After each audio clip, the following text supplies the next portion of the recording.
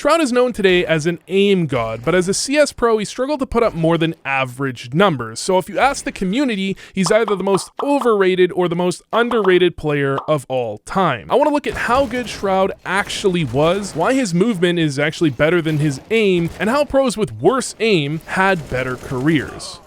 But first, I want to tell you about the online bootcamp I'm running with Gosu Academy to help you become a better player. This is a 10-day course with tasks, accountability, feedback directly from me, and most importantly, other players with similar mindsets that you can network with and potentially play with in the future. Look, the reality is everything that you need to know about CS is out there on the web for free, but it's the learning that's the hard part. And the reason I agreed to run this bootcamp is specifically because they're proven to be more effective ways of learning, and YouTube can often have a bit of an information overload that makes it hard to truly improve. So I do genuinely recommend you check out the bootcamp, and worst case scenario, after a couple of days, if you didn't enjoy it, you can get a refund. From the start, Shroud had some insane clips, but early on his aim looked kind of like mine, just better, in that he was likely to hit an insane shot and then hard whiff the very next one. When you look at the clips, you can see why they popped off on Reddit. If you take a 10-second slice of his best gameplay, he literally looks like the best player in the world. But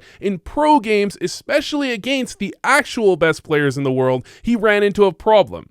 Their aim was just as good as his. Kidding, it was better. And you can aim map against noobs in NA, but literally any legendary player you can name from 2015 could probably match him.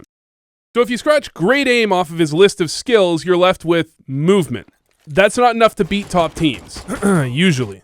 Now look, obviously every player is going to struggle against top teams near the start. Even Nico didn't do that well when he first started, even though he had better aim, a better spray, better timings, and a better haircut. But the most obvious thing I saw from Shroud is that he just seems super impatient. To give one example, you can see this round where Fnatic is execing up cat with 4 players, and you would expect Shroud to just hold and play for the retake, but instead he tries to flash push through the smoke and dies to Flusha. Of course, being impatient didn't mean he couldn't have any good games, but it really did depend on who his opponents were. And so if we take a look at this game from 2015 against Envy, the first thing you're going to notice is that Old Inferno looked like ass. But the second thing you'll notice is he's literally YOLO rushing up middle because his aim is on point and he wants to try and aim duel one of the best players in the world, Smiths. And he hits a ridiculous shot on him as well. Now, this will lead his team to a 16-2 loss, but several times in this game, he absolutely carries his team to a chance at a round win,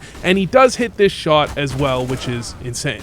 But here's the problem. Even with his aim this on point and this 3-cam showing on screen now, he still ended this game 10-17. Because just having the best aim in the server isn't actually enough every time. Here's what you might not realize. Top pros have insane aim. No, I mean, the top pros that you don't think have good aim have insane aim. I mean, Crims, for example, isn't known as an amazing aimer. Of course, he's got good aim, but here's a compilation of him destroying Shroud easily. Really, all of the legendary pros have amazing aim, but usually they don't lean into it. Instead, they focus on outplaying their opponents so that they have more options and can be more consistent. And if you look at players like Nico or BlameF or Rofs who potentially have aim good enough to actually do that, they still focus on taking good engagements because that's the smart thing to do. With Shroud, his gameplay style felt very one-dimensional, and when it didn't work, he didn't have a lot of options for fallbacks. But Shroud did have something going for him. The release of PUBG, wait, no, that happens later. It's that he was better than Simple at killing multiple players on his screen at the same... Wait, let's hear Freakazoid say it. The shit that Shroud could do in CS, Simple can never do. That's what I'll say. Like, if multiple guys are on your screen, Shroud has a chance of killing them way better than Simple. Why? Because I've seen him do it. That's literally an Andrew Tate take. Now just trust me for a second here, because this might seem crazy, because it is, but really I can kind of see the point he's making. After watching a ton of clips, Shroud has potentially the best movement I've ever seen when it comes to dealing with multiple players at once. This is a very specific thing, and you're gonna have to see it to really understand, but I think this clip showcases it perfectly, where he's in engagements with multiple players, basically managing multiple gunfights at once, and he seems to put pressure on all of them at the same time, and really manages his way out of a really ridiculous situation really effectively. before losing the round, but it was really well played. Generally, I think movement is the most underrated skill in CSGO, and in my eyes, Shroud's movement may even be better than his aim. Outside of these ridiculous scenarios I just mentioned, just in general, if you look at it from his opponent's perspective, he is incredibly hard to hit in some ridiculous situations like this one. Looking back at the first year or so of Shroud's career, I was a little underwhelmed. I remember CS being better than that and people actually throwing flashbangs back in those days, but apparently they simply didn't, and Shroud didn't seem as good as I remembered either. However, Shroud over time turned into a relatively well-rounded player. In fact, there's a time period between about the middle of 2016 and March 23rd, 2017.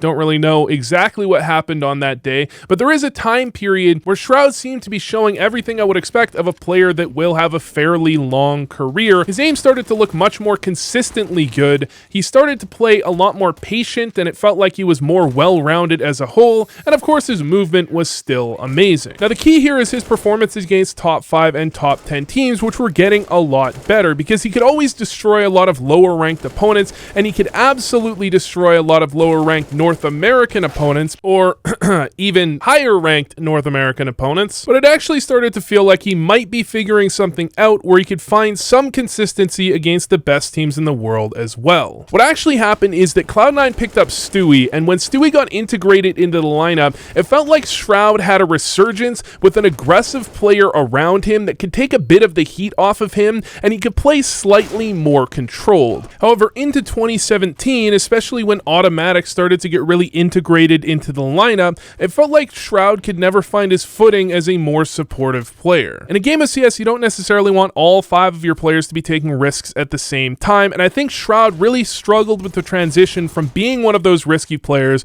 into trying to control the map for his other players to take risks themselves. And certainly you could argue the reasons for this struggle, but what it really looked like in-game is that Shroud stopped doing a lot of the things he was really good at and instead started playing scared CS. So when I think of the question, how good was Shroud, he reminds me a lot of a player called WorldEdit, which obviously none of you know. The problem that Shroud had was the problem that a lot of players have, in that they can play a style that can get them to a certain point, but have trouble changing away from that style to get to the next level. Shroud could carry against lower rank opposition, but when he played top teams, those same things that made him great against lower ranked teams and made him the king of Reddit actually really held him back. I would say making this video gave me a lot more confidence that maybe he actually could have made that transition, but the time period where it seemed like he was actually moving in that direction was so short compared to before and after, where he seemed like he could never pull it together. And there are so many players in history that failed to make that transition that he kind of has to go down as NA's Xantares, which means a bit worse and a whole lot more popular.